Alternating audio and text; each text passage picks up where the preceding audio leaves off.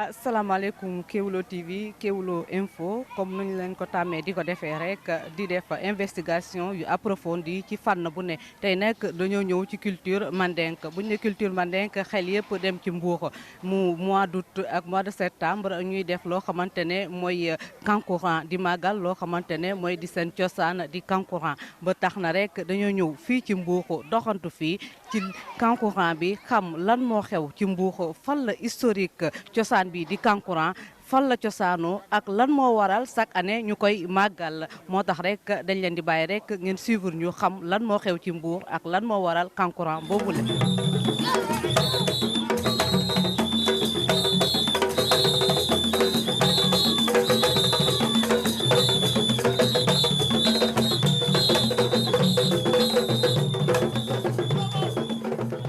lël yi fi mu cosaanoo mën naa la ko wax mais damay commencé lenn bi nga xamee ne bataille de Kansala am na ba nga xam ne empire bu dafa toj soosé dañoo départ ak ñu jël boori géej gi ñëw jaar ay ñoom baatu Fadial Fadiouth Joal Mbour ba Dakar moo tax soo demee Dakar di nga fa fekk ku ñu naan imam Maodo Sylla bi ñu daan wax imam Maodo Sylla soosé jaaxanke la am ñoo xam ne dañoo jaar dans le Bundu ñaani am ñoo xam dañoo dem dans le Saloum Saloum di nga fa dem fekk Cissé Dramé Touré te ñooñu ñëpp ay soose lañu migration yi moom bi ñu ñëwee Mbour nag suñu maam yi nekk fi dañoo toog ba ay jamono yoo xam ne ñii faatu dañuy bari ay jigéen ñuy ëmb gaañu wala nga jur doom mu gaañu mu bari lool ay tour de calamité bi mu amee magi soose yi toog waxtaan yebal ay ndaw ñu dem seen dëkk origine Guinée Bissau jëli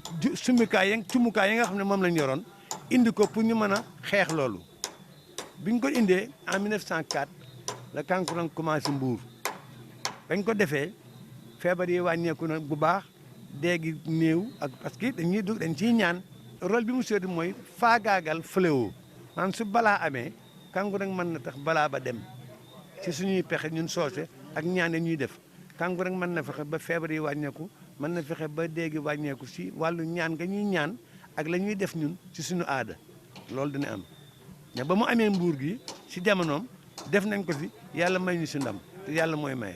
ñun nag on a hérité de nos ancêtres ce legs-là di ko perpétuer de génération en génération. on sait que lël kumpa la lël ay njullee fay ne ay selbe ak ka nga xam ne ci su doon séeréer dañ naan mooy kumax mooy yor lël ba mooy kuya mañ sa loolu dafay am ci biir lël bi.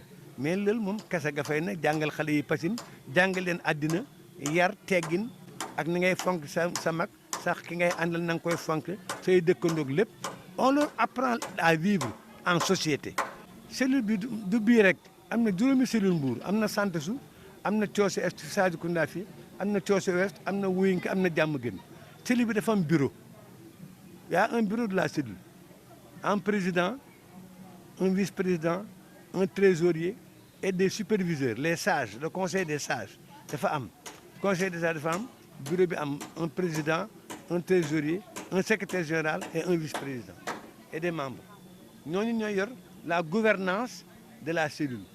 Il y a des contributions volontaires des gens qui nous appuient il y a l'État aussi qui nous appuie parce que le président Macky Sall ça fait déjà 5 ans chaque année il nous donne 5 millions de subventions. La mairie nous donne 2 500 000 de subventions chaque année. Donc nous avons des appuis de personnes étatiques, mais de personnes qui ne sont pas de l'État, mais qui nous appuient également financièrement. Ils sont nombreux. C'est-à-dire que nous avons un séminaire en Gambie. Il y avait le Mbour, moi j'étais parti représentant Mbour. Il y avait Ziguinchor, Guinée-Bissau, Sédhiou, Gambie. Nous avons rencontré les autres de l'UNESCO.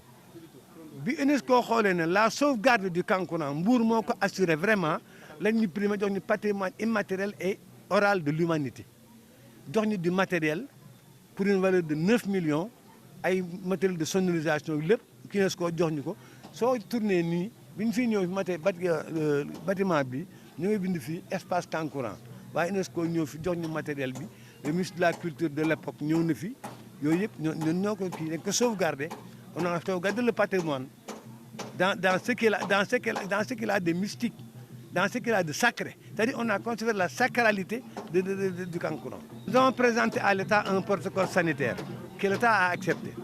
Nous avons pris toutes les dispositions sanitaires, port de masque, vaccination obligatoire pour tous les CLB, lavage des mains, utilisation du gel et tout. Au niveau des sites, on a limité le nombre des circoncis à 15 pour respecter les distances physiques. On a pris toutes les dispositions. Il y a le protocole. Nous avons le protocole ici. Voilà, c'est ça. Et l'État va nous accompagner dans ça. Parce que ce matin, je vous parle, le commissaire de police a fait le tour des sites pour voir fan le linek. Les gens de la santé, pareil. Les sapeurs-pompiers, le service d'hygiène. Ils ont fait le tour des LEL pour faire leur travail. Instruction a été donnée par le préfet au CDD qu'on a tenu jeudi passé. Il y a eu un CDD jeudi. Le préfet a donné des instructions et toutes les instructions sont appliquées. La SDE, la CNO, la Sénélec, les sapeurs-pompiers, service d'hygiène, police, gendarmerie, tout. Suba, la danse des feuilles vertes. Dimanche, le 5, le 12, le 19. On saute le week-end du Magal pour reprendre le 2 octobre. Ça, c'est la finale. On est faniqué. Tout ça, c'est de l'animation culturelle. Les gosses sont surexcités. À chaque fois qu'il y a approche des circoncisions mandingues, toute la ville de Mbour est en effervescence. C'est pour se réjouir du fait qu'on démarre demain, c'est tout. Ça n'a pas de rapport avec ce que nous faisons. Nous sommes contents de te